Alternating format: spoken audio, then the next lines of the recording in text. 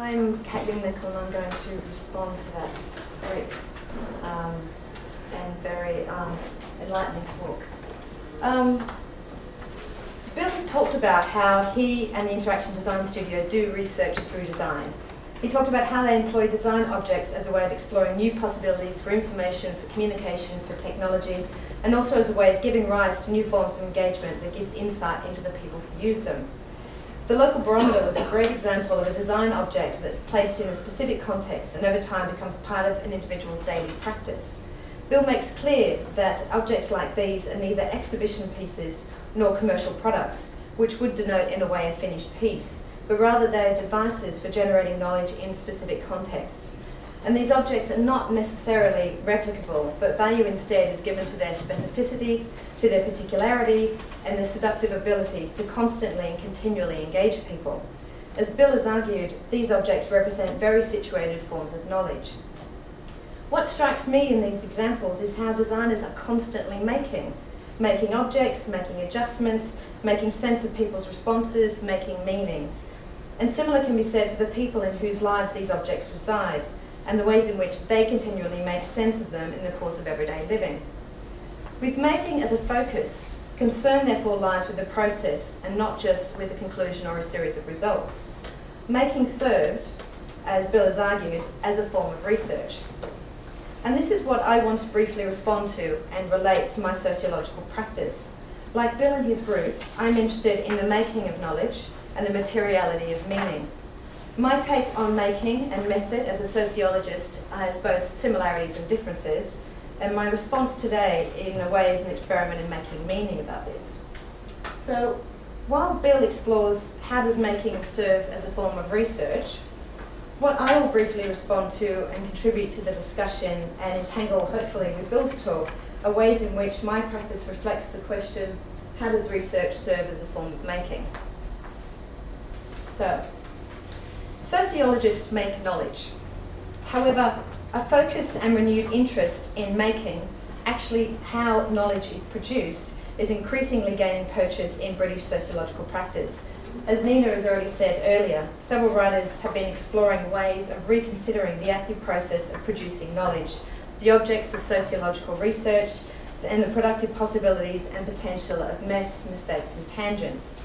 For instance, and also as Nina has referenced, John Law has explored making in relation to method and messiness. He's argued that researchers are traditionally trained to extract neat and linear arguments from messy and complex worlds, but that traditional methodological approaches contradict our very understanding of the world and in turn possibly limit the possibilities of other forms of knowing. And he says, if the world is complex and messy, then at least some of the time we're going to have to give up on simplicities. But one thing is for sure, if we want to think about the messes of reality at all, then we're going to have to teach ourselves to think, to practice, to relate, and to know in new ways. We'll need to teach ourselves to know some of the realities of the world using methods unusual or unknown in social science.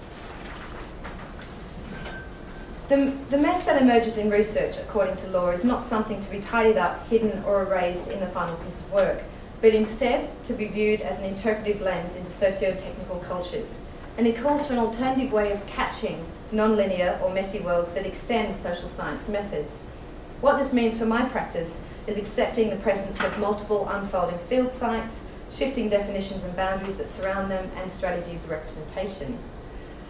And Bruno Latour and Albana Yaneva have also written about recognising and accounting for the role of making in the construction of knowledge.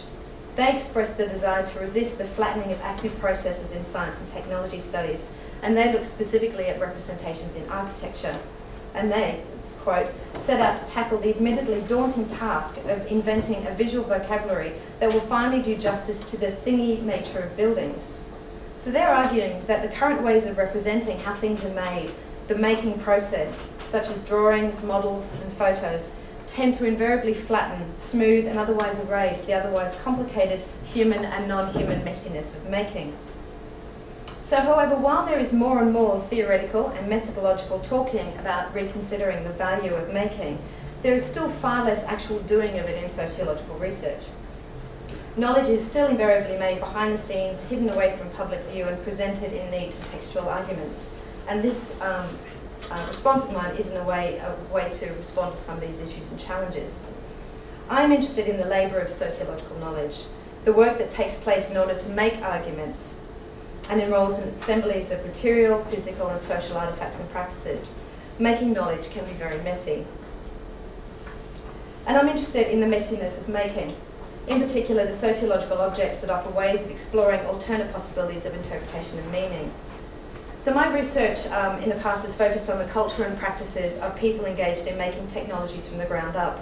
However, today, rather than addressing what I've learned about making from them and what I've been calling backyard technologists, I'm going to focus instead on how making is implicated in my own research practice. And more specifically, I'm going to try to make public my work in progress, or what I've been calling middle work. And I use it both as a tool for my own meaning making and engagement with others. So to better explain that, I'm going to show 3 experiments that I've been exploring throughout my work over the last few years. And this is one of them. 73 Urban Journeys was a research project that explored the role of digital media production and consumption in urban contexts. And Nina also showed this in context in Intel, in terms of contamination.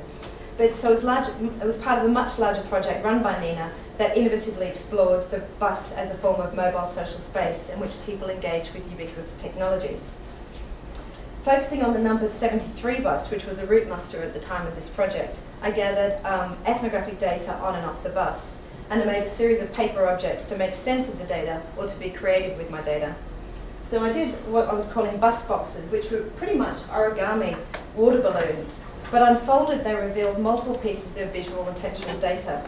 Depending on how you folded them, different ideas became juxtaposed, creating new connections between ideas and quotes, maps, drawings and sketches. And there are multiple versions of this, each box representing an emerging theme of research, so collectively they offered new ways of interacting with and interpreting with my materials. And I also did something I was calling bus cards. On the blog I had for the project, I asked for 73 word stories about the number 73 bus. And people sent in quite a lot of incredibly creative responses. And they also indicated where they were sitting on the bus and where the bus was located at the time of which the story occurred. So I made these pieces of material into a deck of cards, and just like the bus, of course, there was an upper deck and a lower deck.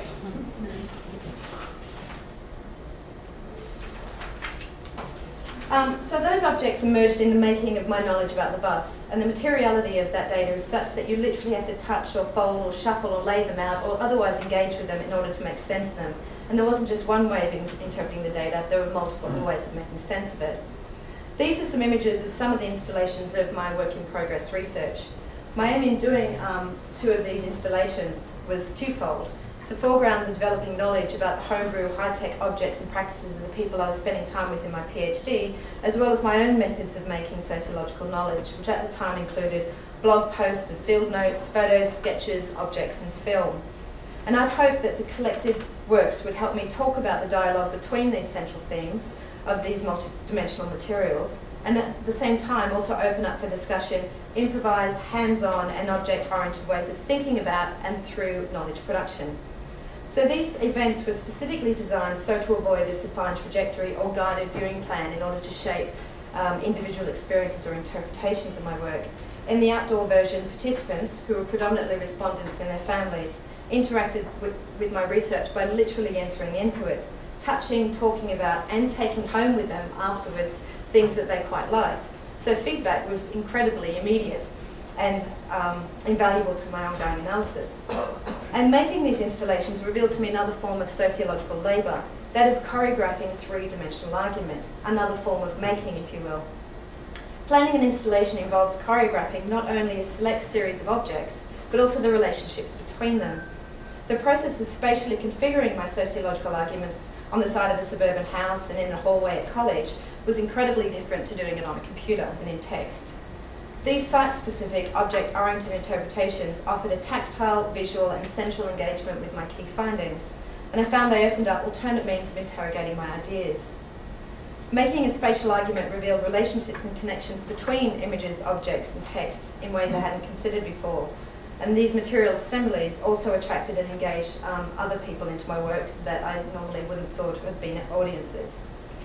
So So the fact that I could literally stand apart and see this work from different perspectives and different dimensions was also interesting. In some cases, I too could also literally enter into it.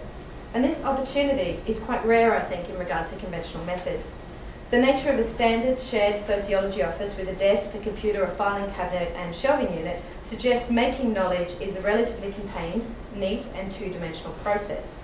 Although this space is adequate for listening to interviews, to chatting with colleagues, to reading, writing, looking at photos, I argue that research practice is all of these things and something else, something altogether messier.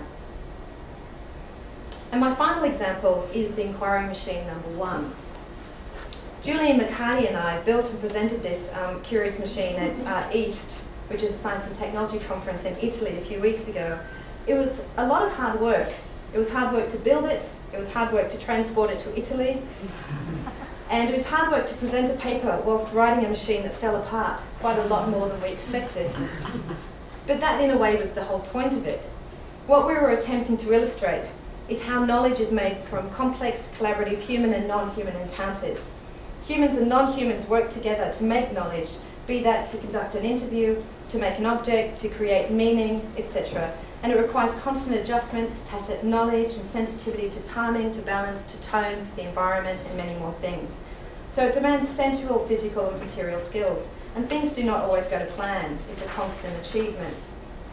So by rendering visible and material the process of inquiry, we hope to draw attention to the multiple aspects of labour involved. We sought to exaggerate the texture and nuance of practice. So although conventional qualitative methods open up inquiry spaces, little by little the character and conditions of interactions such as interviews are invariably tidied up via the act of translating them into text and thus making them, of course, easily transportable and reproducible. Textual interviews can be infinitely edited, manipulated and circulated as objects of knowledge. In contrast, the Inquiring Machine #1 was an instrument so awkward that it cannot be flattened. It resists being smoothed over and tidied up. So it exaggerates the making of knowledge, and the purpose of it was to render visible both the mechanics of conversation as well as the conversation of mechanics. And we hope this is the first of a series of kind of experiments in this area. So in conclusion, like Bill's approach, my sociological practice explores the texture and the nuance of material engagement with ideas and knowledge, and it does this via a focus on making. It opens up a range of inquiry spaces, very much as Bill was talking about, spaces of possibility. It renders visible the material practice of inquiry and exaggerates the physical and conceptual mechanics involved in the material possibilities of knowledge production. And more specifically, my experiences and experiments in making and method are an attempt to critically examine sociological practice. And in this way, my research serves as a form of making. Thank you very much.